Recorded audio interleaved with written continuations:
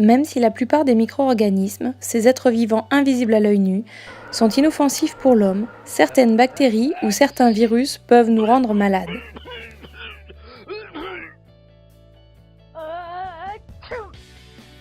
C'est pour cela que nous devons éviter la contamination, ou si elle a déjà eu lieu, lutter contre l'infection.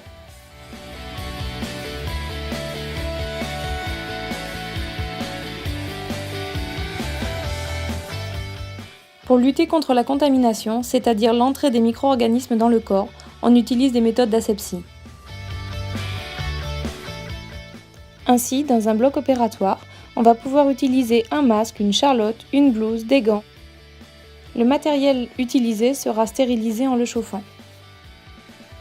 Il existe d'autres moyens d'asepsie très simples tels que se laver les mains ou utiliser des produits antiseptiques tels que l'eau de javel ou l'alcool pour nettoyer les objets pouvant être en contact avec le corps.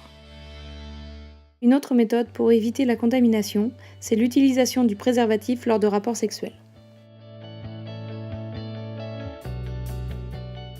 Pour lutter contre l'infection, c'est-à-dire la multiplication des micro-organismes dans le corps, on utilise des méthodes d'antisepsie.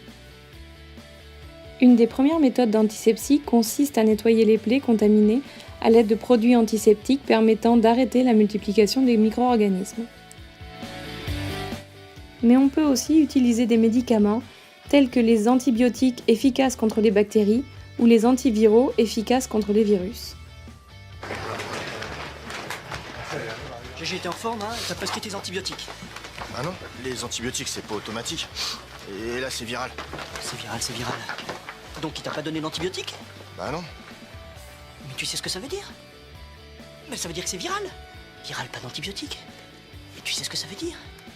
Ça veut dire que les antibiotiques ça marche pas quand c'est viral. Et tu sais ce que ça veut dire? Ça veut dire que tu lâches rien. Allez, vas-y bébé. Une dernière méthode d'antisepsie, c'est la vaccination. Elle consiste à injecter un antigène affaibli, c'est-à-dire un micro-organisme mort ou un morceau de ce dernier.